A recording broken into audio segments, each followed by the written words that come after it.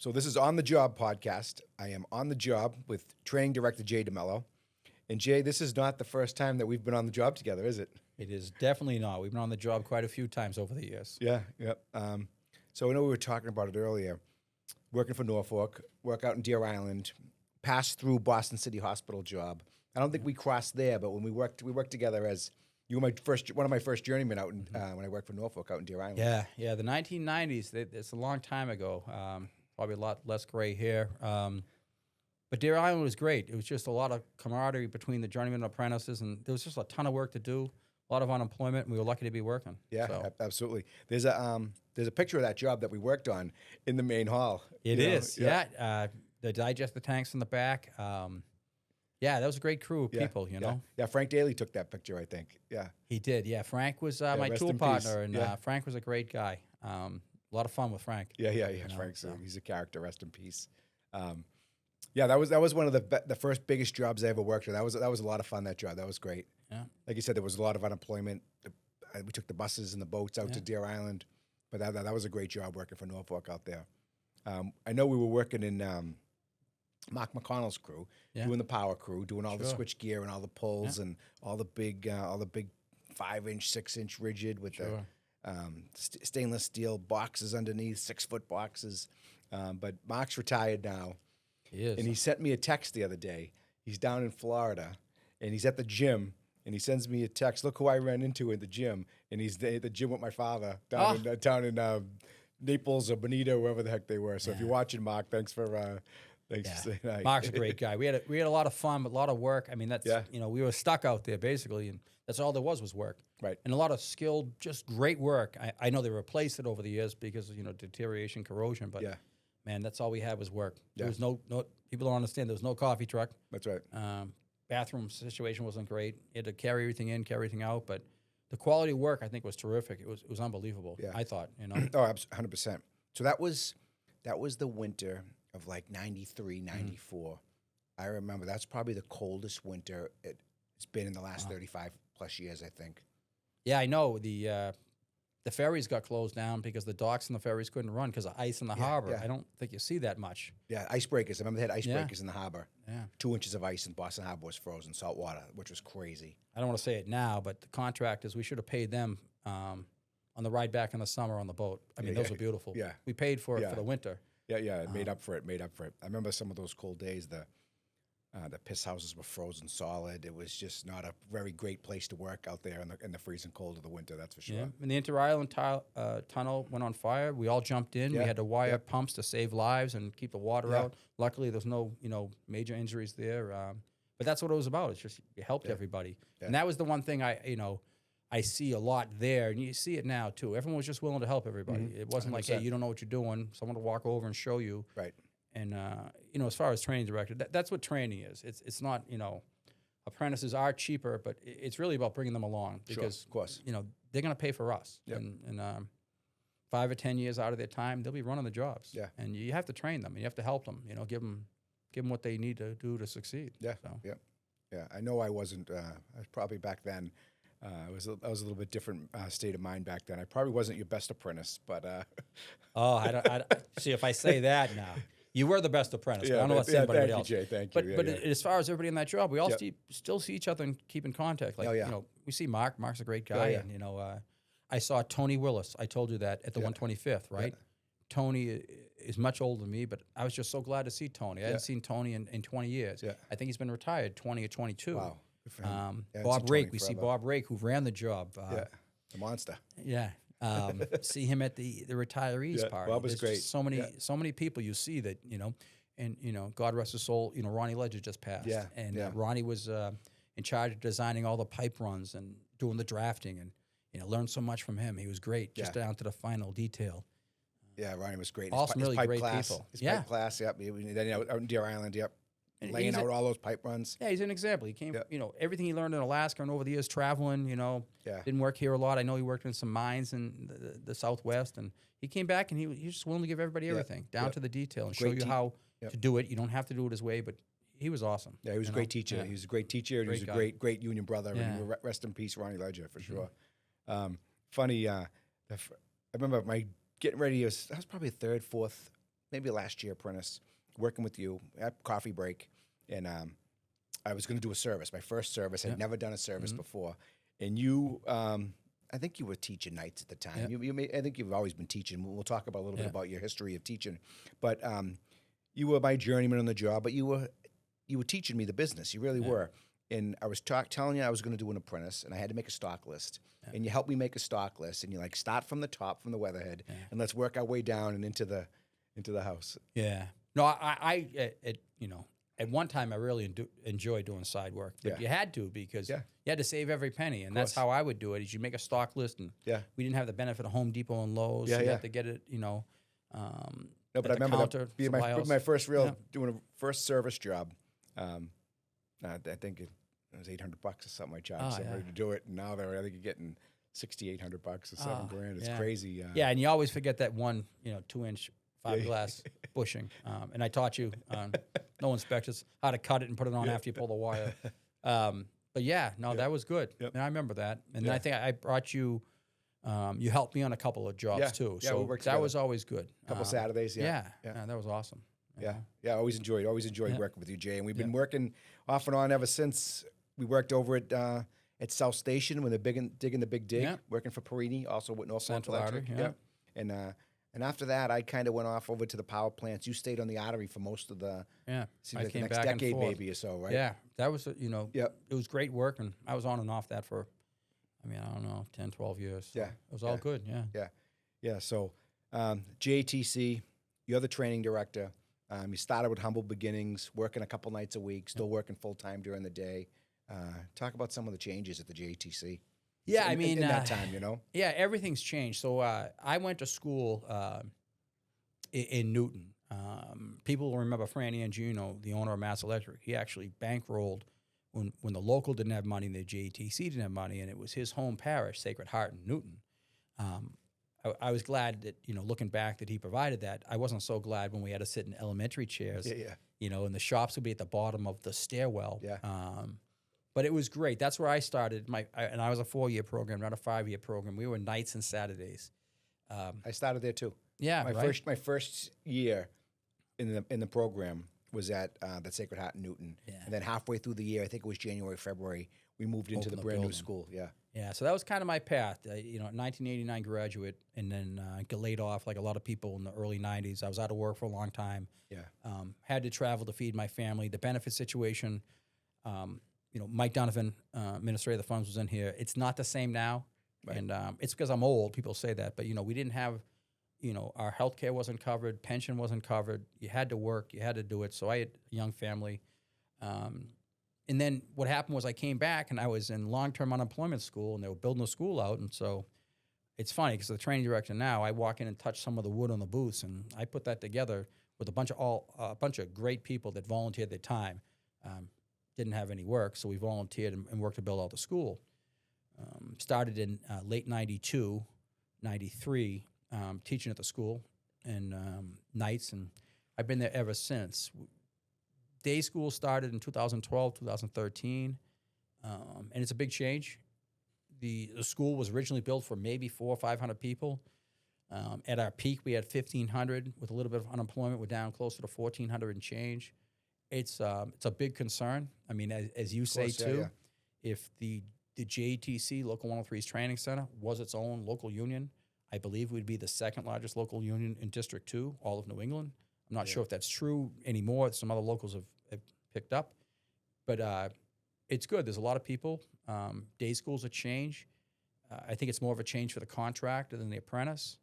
But as far as training, to have someone there for 8 hours, you can get so many more things done. I remember teaching at night. You'd have people for about 3 hours.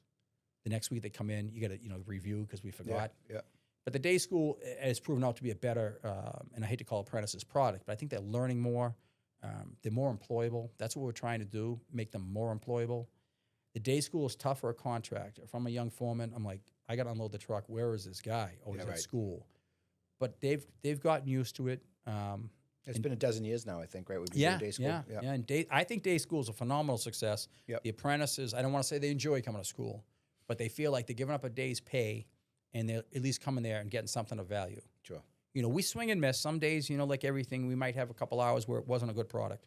you know, and we're trying to improve that. But we know we're taking them away from work, and we don't want to do that unless we give them value.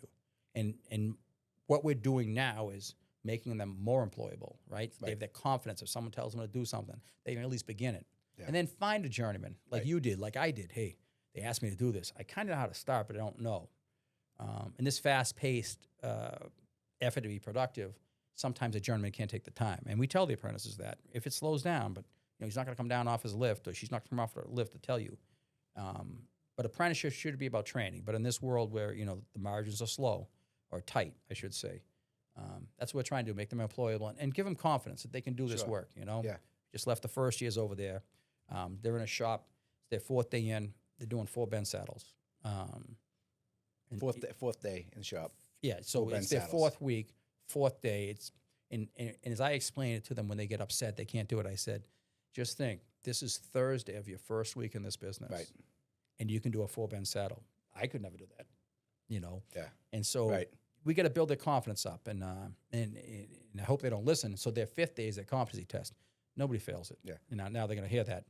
If you show up and you show effort, it's an effort-based class. We're not going to fail you if you're trying to do it. Now, if you stand in the corner, you don't want to do anything, that's a different story. Showing up, so. Right. But they're all happy to be there. They're also getting north of $26 an hour. That should make them happy. The benefit and everything they get, the wages, benefits, and work conditions they enjoy because of people before me, before you. That's what they're enjoying, and they love it. Yeah, showing up is half of it. Showing up with a good attitude, you're going to make it in this business, no doubt. I remember coming in, being an apprentice. I remember being an apprentice, working with guys like you, gave me great confidence. Like, I felt great as an apprentice, that I was learning, that I was doing okay. And then once I became a journeyman, I was like a deer in the headlights. I was like, holy shit, now I'm on my own now. Now I don't have, I can't go ask the journeyman anymore. I got to kind of be on my own. But it worked out, and I value everything I got out of that school, like everybody else does.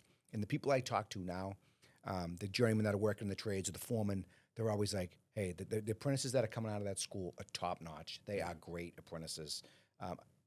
Maybe it hasn't always been that way. Maybe it has, but now I'm hearing it more and more that the kids that are coming out of that school are really, really top notch. Yeah, and that's a tribute to the apprentice. We can't take credit for that, because if they're not receptive to learning, and honestly, I've been there when the school was not good, when it was okay, and I think it's very good now. And people ask all the time, there's no way to quantify if we're the best, because when I go to the National Training Institute, NTI, yearly, I meet local unions that have 42 people, and they do more with less. One thing with a large program is we have the benefit of, we find out what doesn't work quicker, but the apprentice is really engaged to learn their trade. And it's a tribute to them how well they do on the job, because in the end, we have them 8 hours a week, and then they're 32 hours on their own with the company. And they seem to do well, I'm glad for them, because I know how it's changed my life. I was telling someone the other day that when I came in, my firstborn child, me and my wife didn't have any health insurance. I paid that bill for 9 years. They don't have that concern, right? They're coming out of the gate with health insurance. And a lot of them, because they're younger, they want more in their pocket as opposed to benefits. But they realize the benefits and the pay are good. Yeah. And I think they do a great job. The apprentices are great. Yeah. Yeah. And let's talk a little bit about the CW program and how it's getting these kids ready to come into the apprenticeship. I came into the apprenticeship.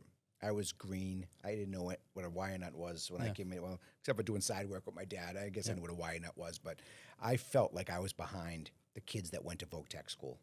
I felt like I was like, took me a couple years to finally catch up. Maybe third year, I finally felt like I was getting it. Now we get CWs, we get Voc Tech kids. Kids are coming in with some experience, some non-union experience, and they're hitting the ground running as first years, right? Yeah. I think there's a couple things. I think the construction wireman program is not the traditional, people hear it, it's not the construction wireman, construction electrician program around the country. Right. It's customized for our market. They're mostly in the prefabs, which, if I had someone coming through now, I'd put them in a prefab. They're doing more electrical work than we did as first years.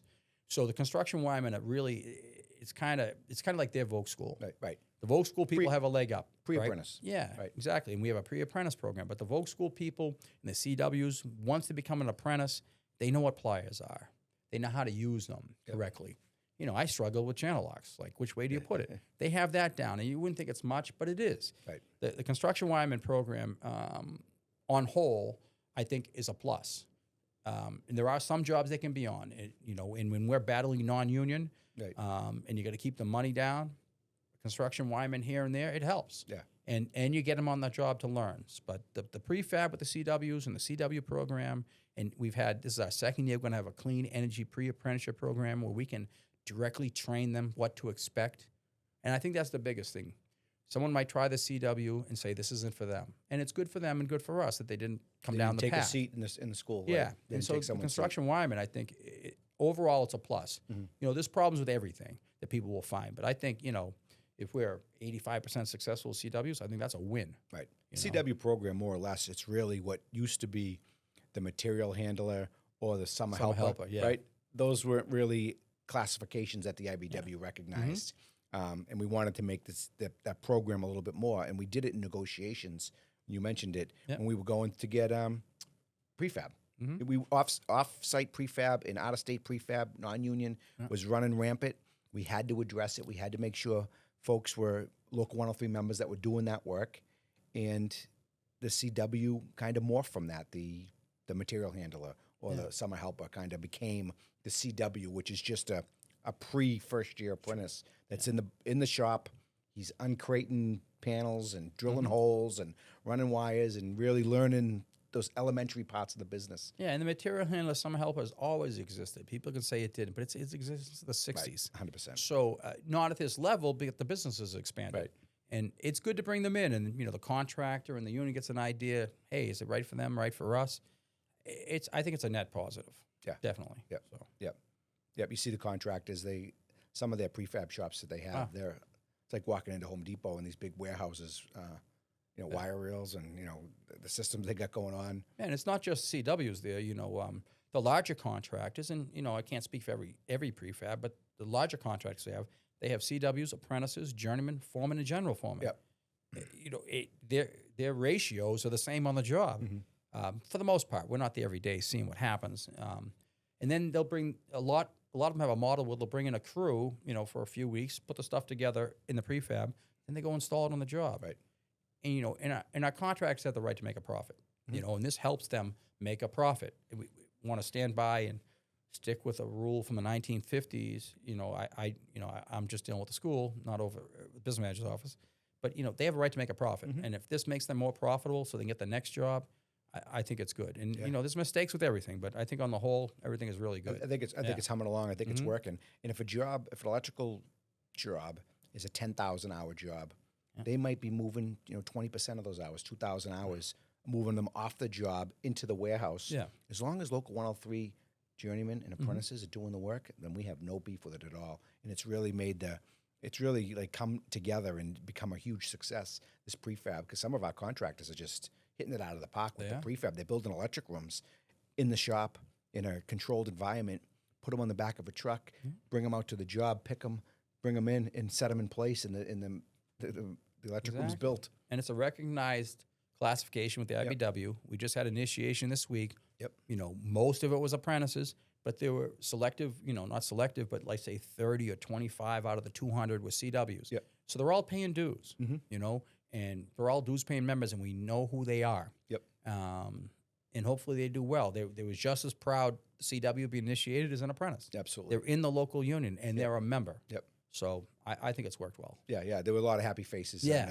It's always a happy night. Initiation night. I think they're more happy on graduation, but initiation is the beginning of the path. And, yeah. It's all good though. Yeah.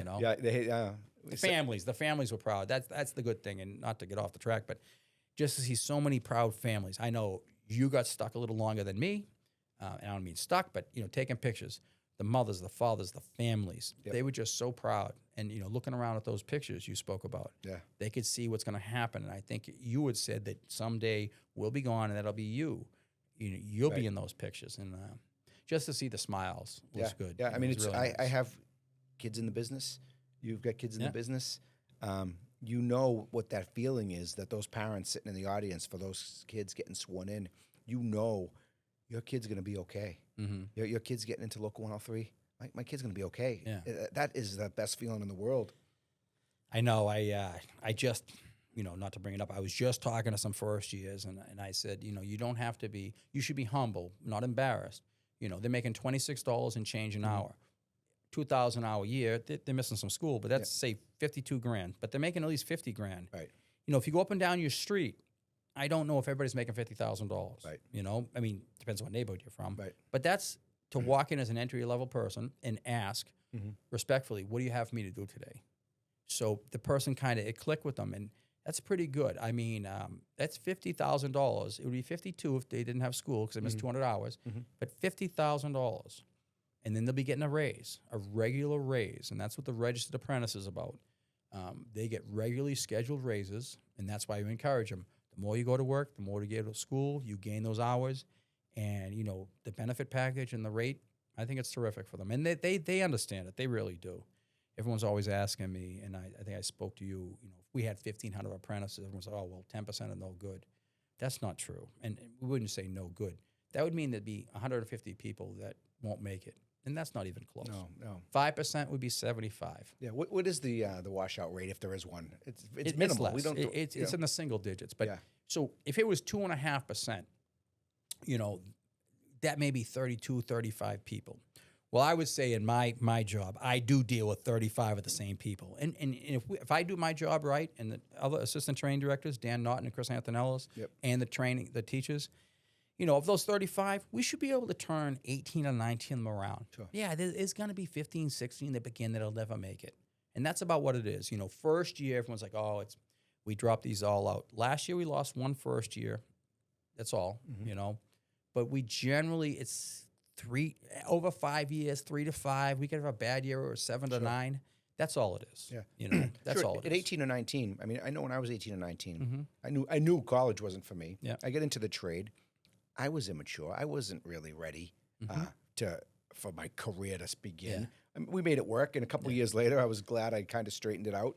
But for an 18 or 19-year-old to expect to be fully mature as a grown man or a grown woman, sometimes that doesn't always work that way. Well, we keep that in mind. I mean, when we meet an 18 or 19-year-old, say an 18-year-old who had graduated in June or May, sometimes I shudder that we're sending them out to work with our friends. Yeah. But the other thing, too, is we meet them in July, August, September. They're not even enjoying their graduation summer. Right. So you got to give them credit, right? And they are just young. Some are much more mature, but they're giving up their summer after their graduation to go to work every day in Boston. Yep. And you said it, too. One test should be, meet me at 5:30 at downtown Crossing. We're going to walk 10 blocks and go to work. If you're not there on time, we're leaving you behind. Right.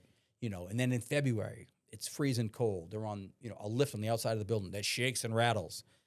Their friends are either going to college, might not even be awake yet in their dorm. Nothing wrong with that.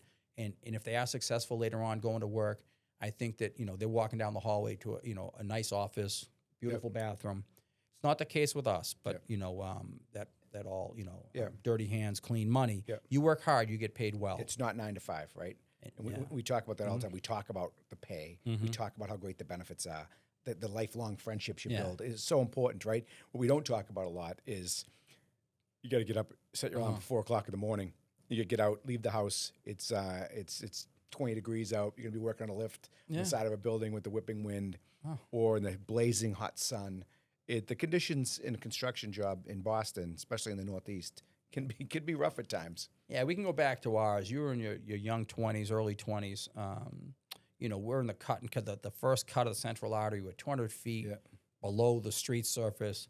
You can talk to your friends, and walking in clay up to your knees, or being on Deer Island. We're on top of the catwalks, on top of those digester eggs. It's not the normal path for a human being when you think about it. But Deer Island, you couldn't be late because the buses didn't run, the boat didn't run. And so that kind of trained us. Yep. They didn't run a late bus or late ferry. You had to be there. And to be there at 7 a.m. on Deer Island, they had negotiated an hour travel pay. But the boat left at 5:15, 5:30, quarter of 6, because the boat ride was an hour. Yep. So, that was a commitment. And in these days, the jobs start earlier, too. Most of them are like a 6 o'clock start, not a 7 o'clock start. Yeah. When I first got in, because I'm old, there was some 8 o'clock starts. That was wonderful.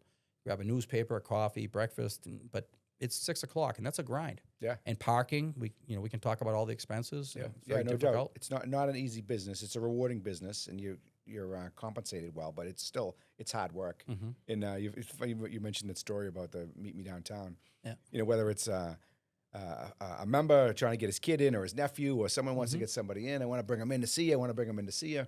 Okay. Can we come in the office here? I said, why don't you meet me downtown, downtown crossing, 6 a.m. tomorrow morning. 6 a.m. Why do you want to meet me at 6 a.m.? Because that's what time we start. If you can meet me at 6 a.m. and you're going to show that you can show up downtown, however you get there, 6 a.m., meet me at Dunkin' Donuts, I'll know if you really want to be here or not. And it's not just one day, right? It's a marathon, not a sprint, not to use all the cliches. You got to keep doing it, and you don't want to do it. And some days you're not feeling the best, but, if we don't go in, we don't get paid. Right. It's difficult. It's a difficult, hard business. Like I say, the sanitary conditions are not great. It's cold when it's cold. It's wet when it's wet. I mean, there's no cover. I have a great job right now. I'm working in a building. I'm not getting wet. Yeah. But I still respect that, and at least humble enough to remember that I had to work outside an awful lot. Most of my career, I didn't work inside. Yeah. And it takes a different kind of individual. Not saying I was sane, or anybody that works outside getting wet and cold is, but that's what the business is. Yeah. Shifting back to your training director hat, wearing that hat, and you were assistant training director for a number of years. You were an instructor for a number of years, full time. How is, now the training director, from what the training director does, how is, from managing a first-year apprentice to managing and dealing with a contractor, right, to dealing with the business manager's office, to dealing with the Department of Apprentice Standards, to the electrical licensing board, you are dealing with a lot of different entities, and dealt with most of them today. But I think, listen, and I'll fall back to Mike Donovan when he spoke. So the JATC, because, to repeat to the membership who we're speaking to, it's run by a JATC committee. They allow us, it's honorable for me, they allow us to run about a $12 million budget. Once a month, we have the Labor and Management Committee meets, and they review everything, everything, and they give us some guidelines. So we have that factor. The Department of Apprentice Standards, we have to deal with them, and that's how the apprentices are registered apprentices. State Board of Electrical Examiners, we're going to deal with them when they get their license. Department of Labor at the federal level, Department of Labor and Workforce Development at the state level, and we have great relationships with all of them. And the reason why we do is because we just try and have a well-run program where we're not hiding anything. It's busy, and then we have the contractors and contract association.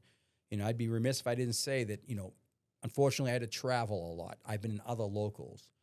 I worked most recently out of Local 104, the Lyman local, and I work with all throughout New England. I think that the relationship we have with the National Electrical Contract Association in Boston is probably, like you could tell me, is unique. They're very easy. There's a lot of trust there. They're true partners. So we have all these people we have to deal with. And I'm probably skipping a couple of them, but we deal with them daily. Today I had to deal with 3 of those entities I talked about. The job isn't difficult. I enjoy it. It's fast-paced, and you have to have attention to detail. We're trying to do a great job. Like I say earlier, we swing and miss. Sometimes we don't do anything, but it's not because of lack of effort. And the state and federal entities, they see that. And like I say, the program is great, growing. We just had the turbine set up, and that was through a state agency with the grant money. We have another climbing tower come in. Training tower for climbing. And meanwhile, not just Boston. We're about to open up the training center in Wilmington. We're hoping that's going to happen soon. So they looked around, decided I could manage that construction too, because I had a couple extra minutes. That's going to be wonderful up there. It's going to help people on the North Shore. And we had to deal with the building department and the subs over there. Sure. So, there's a lot to it, but the people we have enjoy it. We try and fight. We don't want to have a sense of arrogance or entitlement that this is our job and we were given it. Yeah. We don't do that.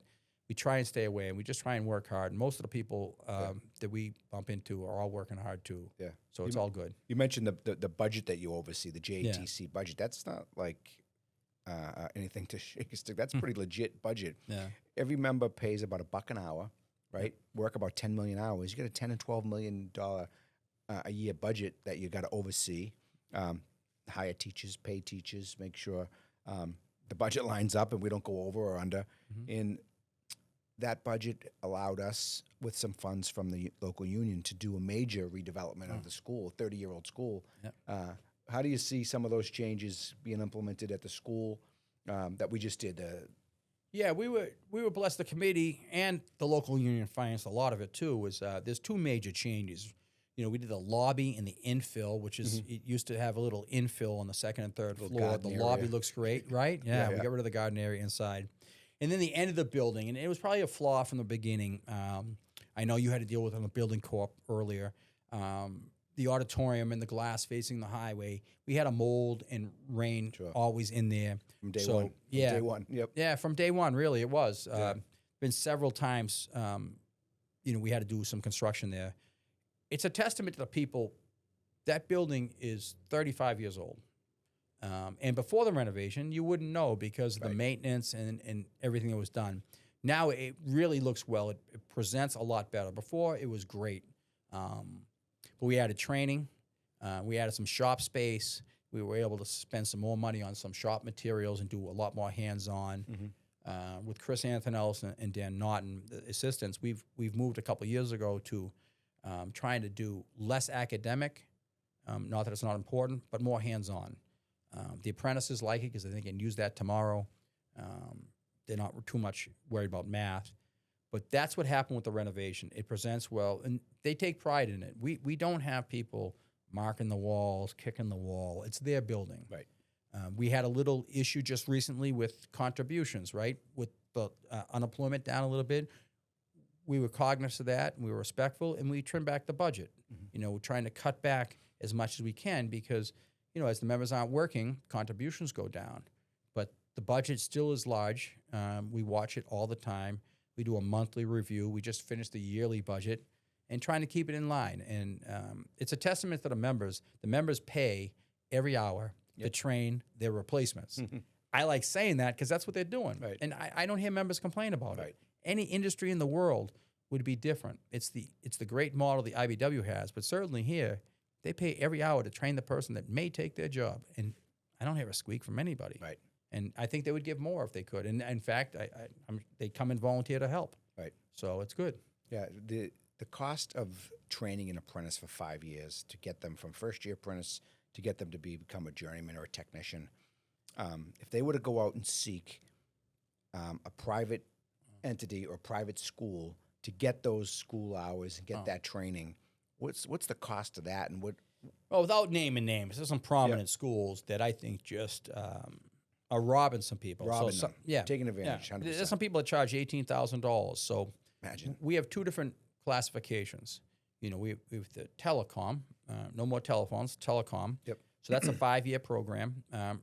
Both the electricians 50 and the telecom 50, they go nights. But the telecom, to get your D license, that's the requirement. They need to have 300 hours of school and 4,000 hours of work. If you were to go out on the market, that's a little less. Might cost you $8,000 to $10,000. The electrical, most of them out there, to get the electrical license, 600 hours of school, 8,000 hours of work, it's in the teens. There's some people doing 18,000. There's some people for 12,000, and they're all the names. You can look them up. I don't want to bash them. It costs us to give them their education quite a bit. Now we do ask them to contribute to it. It's almost $5,000 because we have rent and other things, and we do much more than them. Those schools don't have hands-on. Right. They don't assign them to work. They don't have unless I'm not seeing it, they don't have the level of training that we do. We end up over 5 years, almost 1,000 hours of training. The other schools do 600 hours on a piece of paper, $18,000, no hands-on. I don't know how you do that. There's certificate programs. There's ways they can do it online. Some of their training, it's different. We're there to tell them when they do something, whether they're doing it right or wrong, constructive criticism. It may cost almost $5,000 a year to train them, and we're looking for them to have a piece of it. The highest an apprentice will contribute is $1,000, and that's an awful lot of money. That's the first year. Books and fees? Yeah, it's consumables. We moved to laptops, so they're basically paying less than 20% of the cost of their education a year. And we give them much more than those other places. Sure. And then, we're also doing the earn while you learn, so they're going to work also. It's a model I think that most IBEW locals use. Sure. And the JATC committees, the labor management committee, they set the budget, they set the training, as you know, and it works. So Yeah, a little bit different than the private sector. Yeah, and the difference between going to college and going into the trades, you just kind of summed it up. Earn while you learn. There's no taxpayer funding. You don't have $100,000 in school loans when you get out. They give you a job while you're there. It's almost like a co-op, but just the building trades apprenticeship model or the IBEW apprenticeship model. You have a job assignment the day you start. Yeah. Well, you've been there. Whenever we do a tour or presentation, we've had friends of unions there, people that are not as friendly, and they always stop if I'm talking to you. What did you just say? Who pays? Well, the members pay. The apprentices? No, the people out working pay for it. Right. It wows them. And then the fact that we don't charge them the full amount, and they see the budget and they see it, and like I say, friends of ours and not friends of ours are just set back. We've had we've changed a couple minds and things like that, and but like I say, even our friends don't realize it. And I don't think we do a great job of saying to everyone how the members pay. Right. Negotiated. NICA helps to negotiate the contract, and they're very good about pumping the money up so that the apprentices, the members, can pay back. Yep. So it's equal, right? The union's paying, the members are paying. NICA helps to negotiate a contract so that money's available to pay back. And, people are just amazed that you're training your replacement and paying for them. Yeah, So it's the union model with all the funds, really. Exactly. Everybody puts a little bit in, and it turns into a big pot and allows us to train everybody and do it exceptionally well, the best in the industry, really. Talking about friends of our industry, certainly in government, we have some friends these days. One was here the other day. The lieutenant governor was here. Governor Maura Healey has been to our JATC, I think, more than she's been to the State House. Yeah. She's just that committed to apprenticeship training, and certainly electrical apprenticeship training in ours. And they just have put this effort into making sure we're churning out apprentices for every industry. And they just hit their 10,000th apprenticeship. Lieutenant Governor spoke to the new swearing-ins the other night, and she mentioned it. Talk a little bit about that 10,000 apprentice and who it is and what it came about. Yeah, so Brendan Fitzgerald, and he'll probably be embarrassed, but Voc school person, he ended up being the 10,000th registered apprentice in the Haley Driscoll administration, registered during their time. And it just so happened it was a 103 person as the submissions came in. And so, Brendan has spoken to the Department of Apprentice Standards. Josh Cutler's been great. Secretary of Labor's been great. And certainly Maura Healey, the governor, and Kim Driscoll, Lieutenant Governor, have been great. We couldn't do what we do without their support. They just, I think it's a testament back to Local 103 and Boston NICA that, we're a well-run program. You're right, the governor's been there an awful lot. Yeah. I think she enjoys coming. She's signed bills there. But that 10,000 apprentice is quite an honor. And that 103 person was in the mix and got that great kid, completely embarrassed I said his name on here, I'm sure.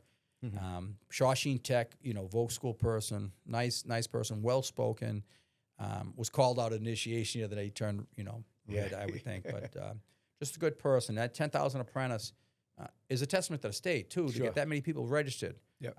I'm not sure if any other 4-year period people have done that, or less than 4 year, really. Yeah. So it was great. Yeah, not 10,000th apprentice from Local 103, but 10,000th apprentice Throughout the state. Across all industries, and highlighting that Local 103's apprenticeship program. Yeah, and the executive office and the workforce development is taken the registered apprentice program and moved into all industries. Right. Manufacturing, nursing. I saw childcare the other day. Yep.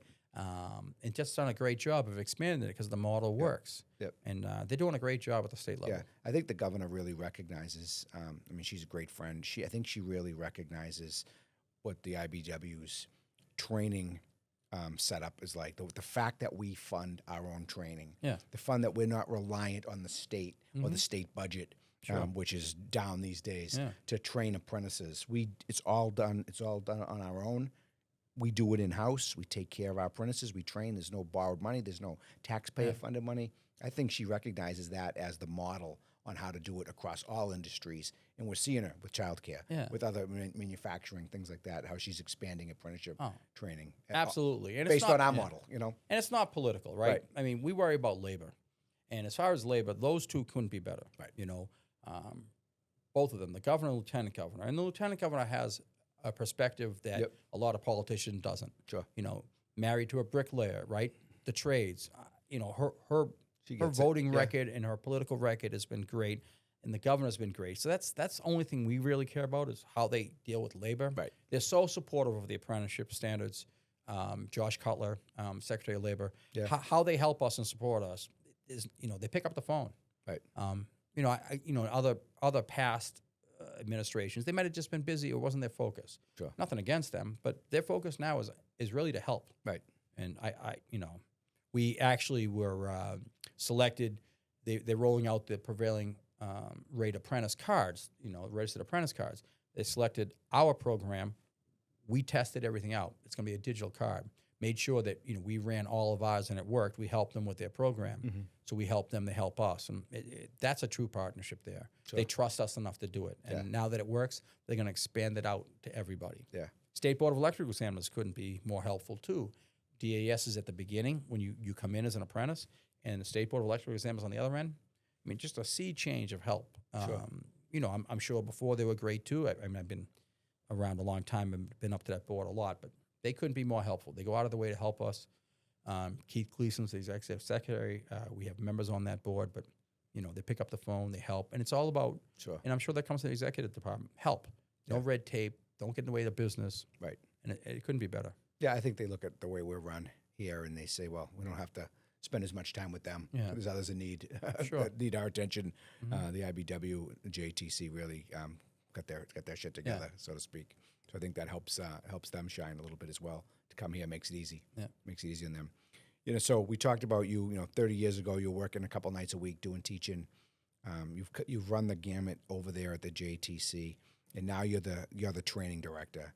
How has training apprentices changed over that 35 or so years, Jay, that you've seen from your perspective? Yeah, no, it's changed quite a bit. I think number one, the support of the membership to make that. Like I said, I don't know if we're the best, but you have, and I've seen.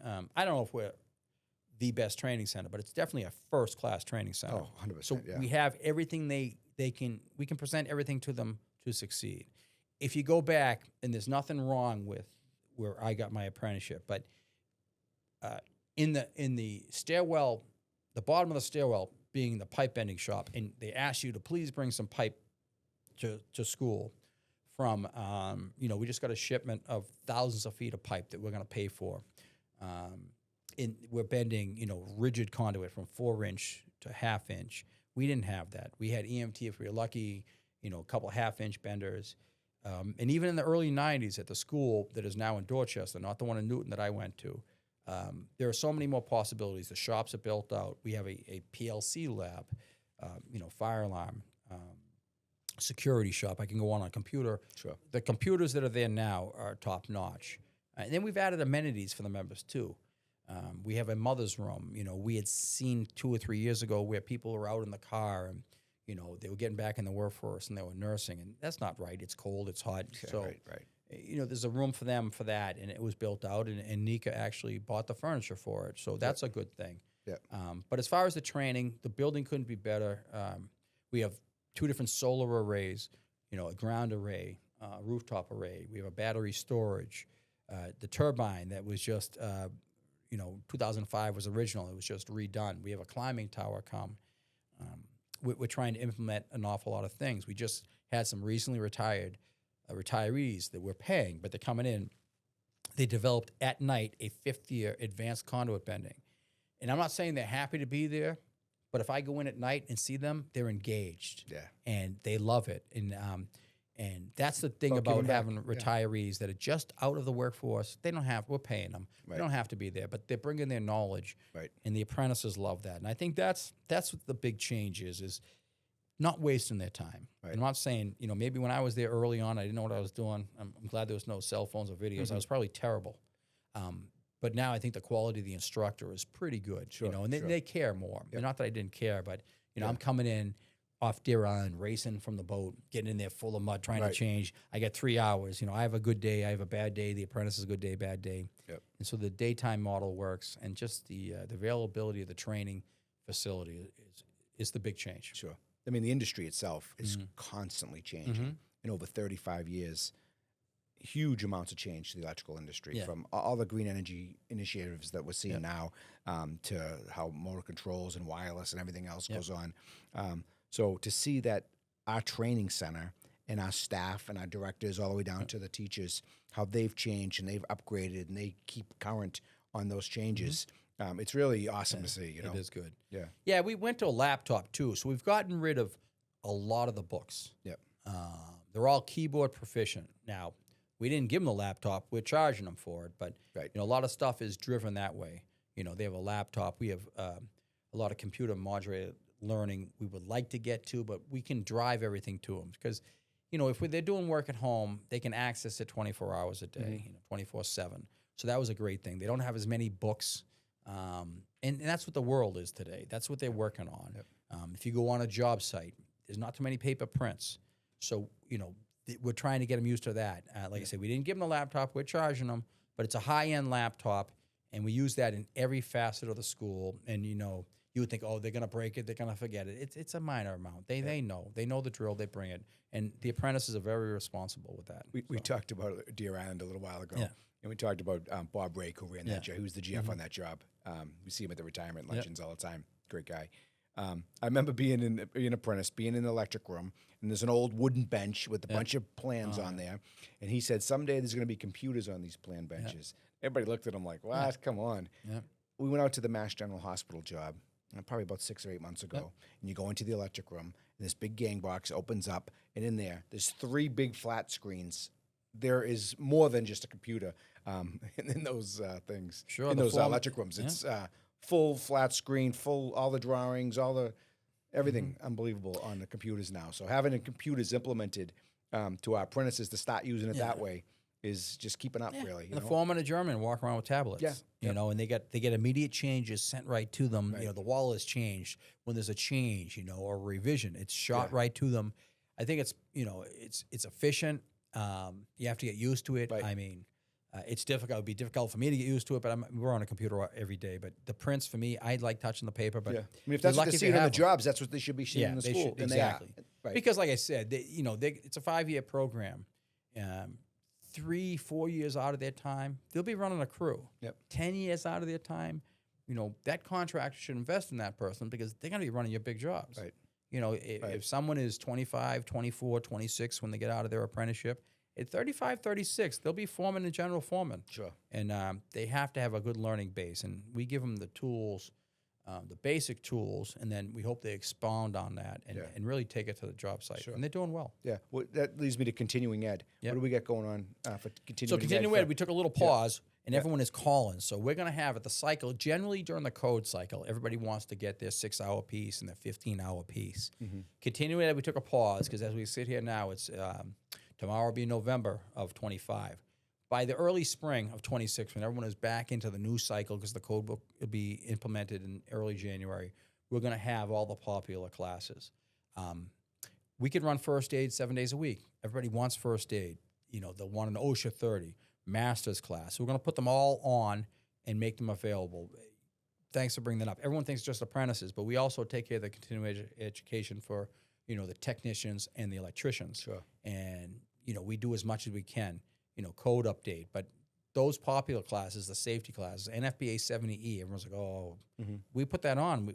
We don't have enough seats.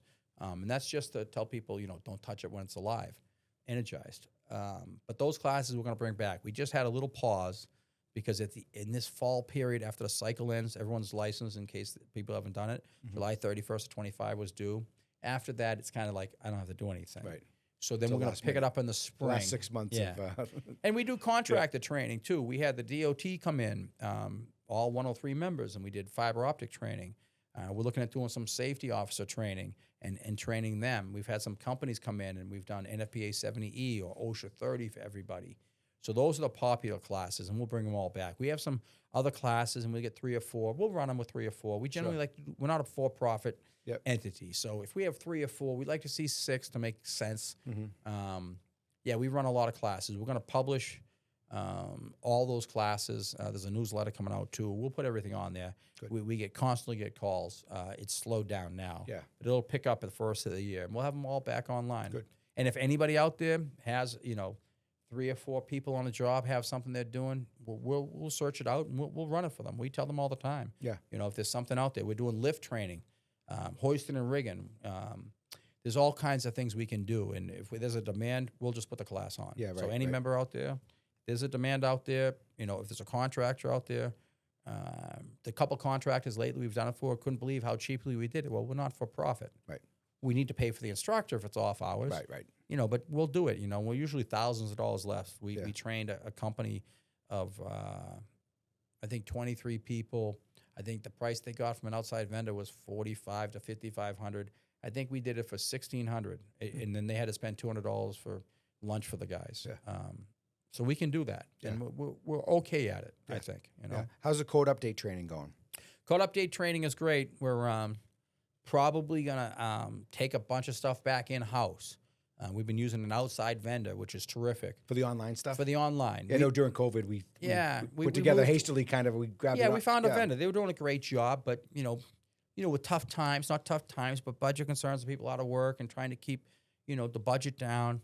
It was hundreds of thousands of dollars, but you got to remember, I believe like 4,200 members took it online at a cost, and hopefully not to take on too much. We're gonna try and do that in house and have it ready for the new cycle, and instead of hundreds of $1,000s, it's going to cost us $20,000, and all that little stuff helps. Plus, we'll be able to control the content. Sure. And the members will still be able to do it online. We still do it in person. Someone that's done it since like 1993. I don't know why you wouldn't want to come listen to me, but I understand why my friends don't even want to. But the online version is very popular. You can do it on your own. You can do it at home. You don't have to drive in. Is it like AI? You can pick your own instructor? Yeah, imagine, right? Yeah. Yeah, they won't be picking my face for radio. But yeah, we're trying to make it, it's a new world too, how people do stuff. And, if you're living far away, you want to drive in on a Saturday night, you can, and, the online version we're going to have is you can do an hour a day for 15 days, get your 15 hours in, and, and the bottom line is it costs the local because, your business manager's office picks up that cost, picks up the cost of the code books. We'll still provide the code books. They can come down and get it. Yeah, the members. The business manager's office initiates it, but the members pay. The members pay. Yeah, they comes agree out to of pay general for it. fund, Yep. right? So we're hoping to do that online. We're in the early stages of it, and hopefully we can do that. It saves money, but I like doing it, and the people at the school like doing it, and I think it'll be a really good product. We'll have it out soon. We're gonna advertise that. Yeah. No, I think that's great. Ever since COVID changed the game, people like to do things in their kitchens or on the job or listening to it or whatever. That's great. The convenience of it is it's all about making it a convenience for the members.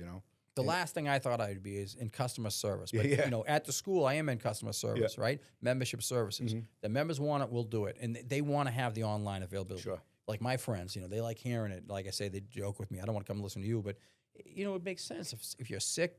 The kids got soccer or whatever it is, you don't want to drive in, you can do it at your leisure. And why not make it easier for everybody? And they're going to get the same content, and we're going to make it, a high level of quality product. Yeah. So I know you mentioned a couple minutes ago, you mentioned the Wilmington office and bringing some training up to there for 35 straight years before we were in, in Newton, and now we're here in Dorchester at our headquarters. For the first time ever, we're going to have a multiple location, a satellite location for training. That's a big deal. That's a big step for Local 103. Oh, it's great. We're in the stages of construction, and we're hoping that we've missed some opportunities only because as everybody understands, construction has delays out of your hands. It's been some weather, some town concerns. Yeah, so it's important to get it right. We're not in a big hurry to get it. We want to make sure. We want to make sure it's right. I think you remodeled some of the 103 offices where they do referral and the officers, agents. Yep. We're going to have a smaller building than this in Dorchester, but we're going to be able to help people. Once again, membership services. We can't serve everybody, but if you're on the North Shore and you don't want to drive into Dorchester to come to school, we're going to try, and we'll probably won't get everybody, but we're going to have enough there where we can save people commute, right? Sure. And the building doesn't look great. We have a couple state-of-the-art classrooms, a large shop area. We're going to build it out. And I think it's going to be great, and this is an opportunity to do it, from scratch. Sure. And I think it's going to be terrific. And then, continuing ed. Yep. If you live north, and I think at one point you had said there's 600 or 700 members in New Hampshire. Like I Almost think 1,000 Wilmington, yeah, right. 1,000 members that live in New Hampshire alone. Never mind who lives in the Yeah. Merrimack Valley and north of Boston. Sure. A few And thousand, yeah. I think it's only 3 exits from New Hampshire. You know, so that helps. Like I say, membership services, bring in the services to the member. So we'll do a ton of continuing it up there, and I think they'll enjoy it. Yeah. You know, and we'll do code update if they want to. We're going to do some pipe bending. People are always journey level workers are always saying, I'm losing the skill. We'll do that. Bring some fiber optic training, which, you know, if someone can learn fiber optic, they probably can work consistently. So we have a lot of plans for it. We're going to see how it comes out. That'll be late spring. You know, That's great. The town of Wilmington has been awesome, but we just add some roadblocks, some conservation stuff, and we're going to be ready. Good, good. Yeah, because like that building that we bought up in Wilmington has really become, you know, a real satellite location. Before we had a building we had an office that was open a couple hours for referral, and that was it. And now our membership has grown so much. People are moving further away from the city. It's important to give them conveniences of paying their dues, of taking a referral, or have some questions for health and welfare, or the trust fund office. And now it's about additional training and additional training locations for JATC, which is great. Yeah, I remember you talking about the one I'm moving. I think this room was bigger than the one I I'm think moving. you're right. It was a storefront right on the street there, right? Right. And, but yeah, you're right. They can go We're up there evolving. now. Yeah. Right. And the JATC is now evolving and growing Exactly. too, And we're going to have all the services up there that we can. Yeah. And like I say, it's membership services. Bring in the services to the members. And, you know, just to be a little bit humble about that. It's not about anybody. It's just about bringing them the services they deserve. Right. And that's what we're here for. Yeah. You know? First class operation. The JATC is a first class building. I think it was the governor, the lieutenant governor said, just walking in there feels like it's a college. Like you walk in there, it's like a college. It's a beautiful building. Yeah. It's well maintained, and the training that you get out of there is equally as good. Yeah, you know, it's great to see. You walk in, it's like a Class A office space. 100%. Yeah. And that doesn't mean it has to be, but I think it sets the tone. Sure. And we have also when you walk in, you know, I was kind of concerned. I'm sure other people were. Is we have, you know, a break area for the apprentices where they can just sit down. We have them for 8 hours. We didn't have a place. There was no place for them to sit, which is unusual, right? Like we have a place for them to sit. They can sit in their car, but, you know, if it's the middle of the summer or if it's the middle of the winter, they're hot and cold. I mean, so serve the members. So, you know, that was you and other people on the committee said, hey, let's do this. And they have a place to sit and have a coffee. We provide coffee and water. It's not that big a deal, but we weren't doing it before. And they feel comfortable. And, you know, sometimes we can't get them to leave after school, which is, you know, that's okay too. They stay and they you know, they all get together and talk or whatever they want to do. And it's a nice place for them to be. Yeah, if any members haven't seen the new space yet, it's been I think it's been open for a couple years now, but I would advise anybody to take a pass through because it just really came out so great. Testament to you and the staff over there. That's such a great job. Yeah, and the end of the building where the auditorium was. The auditorium has been rebuilt. It's not what you saw. You know, the next level, which we call the seminar room, is a beautiful room. Yeah. And then the boardroom, which is open for the boardroom, but, you know, it's the most public-private room. Mass building trades, you know, the governor wants to use it. The police commissioner wants to use it. Sure. And that brings people in and allows a conversation. Yep. So, yeah, I think the building is terrific. It's an awesome facility to work in every day. It's an honor to be there every day, and it's a pleasure too. Yeah. So, oh, good. What do you see next for changes down the road? Looking out 2, 3, 5 years of electrical training in the industry in Greater Boston. How do you see some of those changes coming down? So I hope that, you know, we are on the path to have well over 2,000 apprentices, right? And it's market conditions, whatever federal policies or market slowdowns. I think we're going to continue to grow. I think we have to be aware of the changes in the business. As contractors listening, I promised to visit the prefabs, and I haven't got to all of them. But that prefab, what they're doing there is what we have to try and get the people used to doing. We have computer-based programs, Cisco systems. There's the new classification of, you know, systems integrator, you know, where someone's going to be in the building and it's going to be start up the building and all the systems come together, fire alarm, security, life safety. Like we're trying to train people on that and broaden the membership and the classifications. You still have to do the hands-on, and we're going to stay on top of that.